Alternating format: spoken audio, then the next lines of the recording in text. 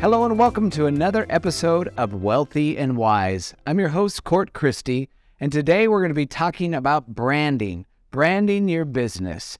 And there's a lot that goes into branding and doing it correct and really kind of laying the foundation properly for any new business so that you protect your valuable brand that you've just started when you launch your new business. I have an expert with us today. We've got Adam Kinte, one of the top advisors here at NCH. Welcome to the program, Adam. Thank you for having me. Awesome. And Adam, you're going to be giving us some story here. We want to understand exactly why branding is important, what kind of things one can do in business to brand their business properly. Where do you go with a conversation on branding with a new client? Yeah, so great question. So the first thing is getting the company formed, forming a corporation or LLC.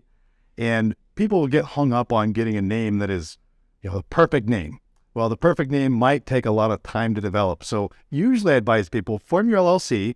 We can do a general name and we can file DBAs, doing business as, for marketing purpose, when you come up with that genius name, because the most important piece is the date of incorporation moving forward.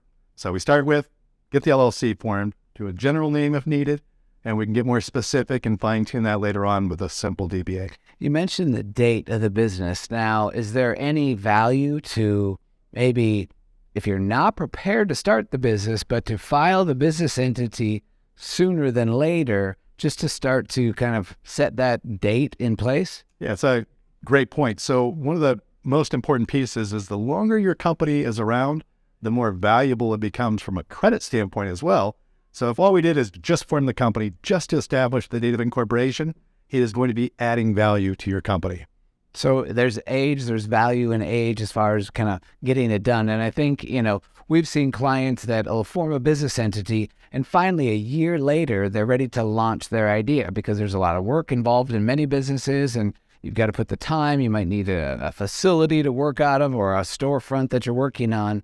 But yeah, if you could say establish last year versus this year, it just starts to give it that age, which is somewhat of a form of branding in a way. It's like, okay, you're established. So the second thing is we form the company, get our LLC formed, and then we want to make sure that we're getting the URL, getting the domain name established. And it's one of those pieces. I just got off the phone. I found this great.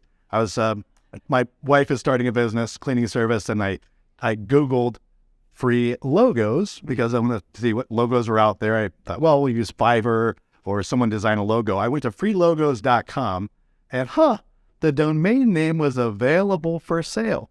Now, usually you can get a domain name for minimal amount of money, $20, $30 a year.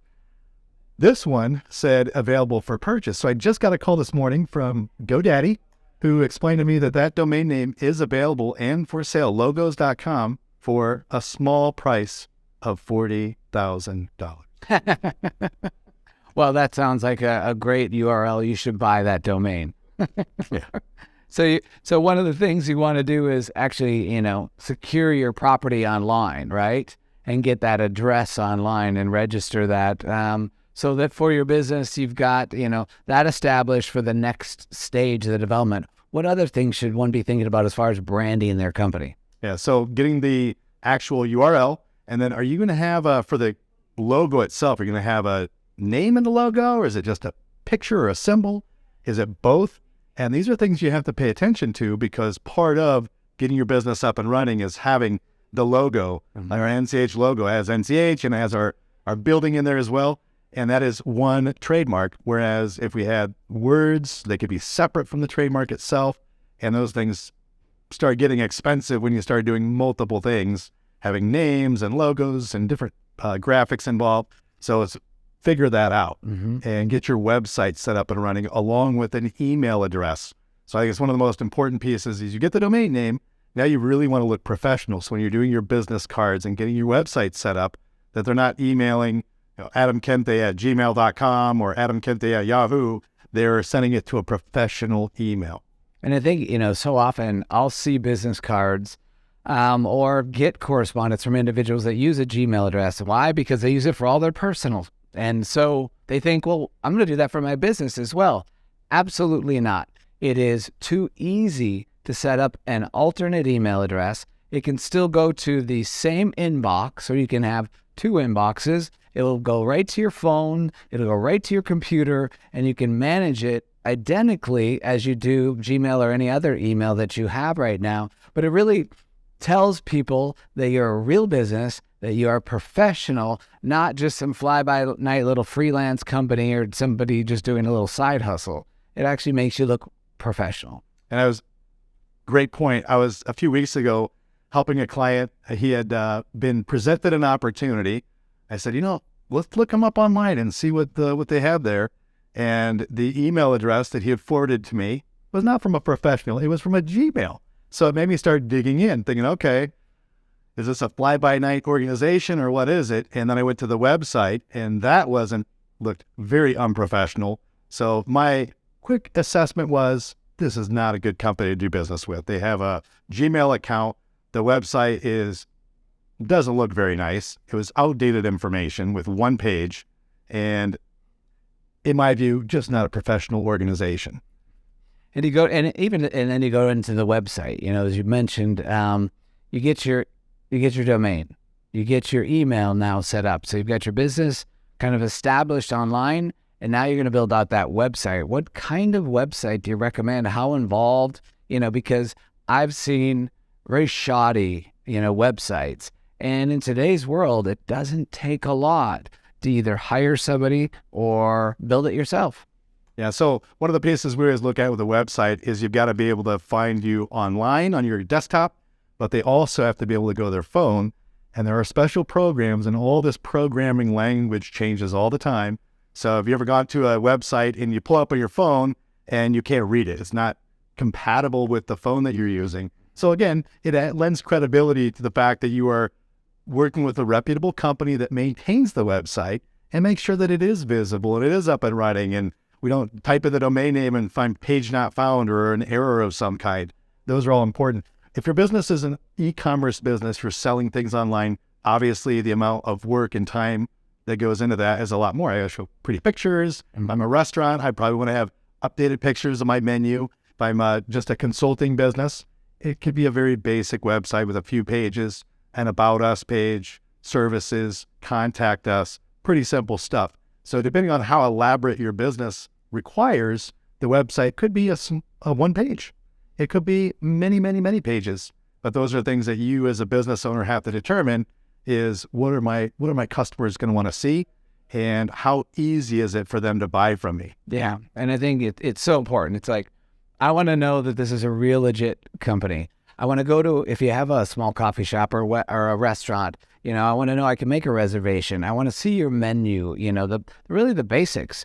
And again, it doesn't take a lot. You can build it yourself on many platforms. You can hire somebody to do it. NCH offers custom websites. We have incredible designers that put together websites for you, but you want that professional image. That's a part of your brand that you're representing as you start to grow your business. And many people, when they're just starting off, don't think about brand. They're like, brand, what is brand? I mean, brand name like Gucci or Louis Vuitton. Yes, that's a brand, but it started with an idea at one point in time. And your brand, just like we have the NCH shirts on here today, it's laying the foundation for that. So as your business takes shape, people know who you are, know where to find you, and they'll remember that name of that business or that logo that you've developed. Well, the final thing I wanted to talk about is the trademarking process of actually legally taking the trademark of the business. And it's one of the most important steps because that protects your brand. And as you go out and start advertising and marketing, you're developing this great name. And it is so easy today that if you don't file a trademark, other people can piggyback off of all your work, and they can A, ruin your name, B, steal business from you. So protecting that property is so important to have done through the trademark. Mm-hmm. And that's a process with the Federal Trademark Office in Washington, D.C., and, it does take a little while. So it's something you want to start on early on in your business to protect your brand from somebody else taking it. You might have somebody down the street that wants to use a very similar name to you in business or in another state. And you want to make sure that, no, that is yours. You made sure that that is protected. We've got Nevada corporate headquarters trademarked. No one can use that in the space that we're in. You have to pick an industry class, and, if you're in the clothing, then you get clothing. If you're a restaurant, then you're in the restaurant class. You don't get it for every industry, but you protect it in your space, which is very, very important. Is that something that they can come to you for, Adam? Yeah, so we have a whole team that specializes in putting together these trademarks, and it's not as easy as someone might think. So we have to work with trademark attorneys that actually file these things and make sure that they're doing all the searches to make sure it's done right. And then people often think that they can't start using the trademark until it's approved. It can take 6 to 9 months to get an approval. And if you're not actively using the trademark, it seems odd, but if you're not actively using your trademark, they won't approve it. One of the questions through the process is, are you using this now? And the answer needs to be yes. I'm actively using it in order for us to get those approvals.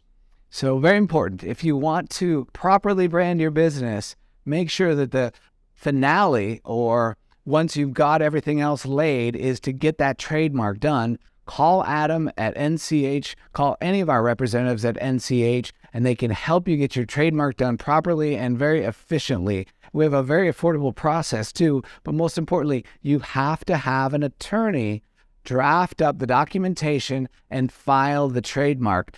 Be careful with firms that don't have attorneys doing it. Actually, the Federal Trademark Office requires that you must be a licensed attorney to file any trademarks. So very important point. So this has been great, Adam. Thanks for sharing information about, kind of how to brand your business, how to kind of lock down your name and your logo and your presence around, the identity of your business that you're trying to get out to the public and let the world know about. So thanks for being on today. Thanks for having me. Absolutely. And for all of you listening in today, hopefully you learned a little bit about all the things that are necessary in branding a company. Make sure you take these steps to securely lay the foundation of your business idea. Thanks for tuning in to another edition of Wealthy and Wise. Have a great day.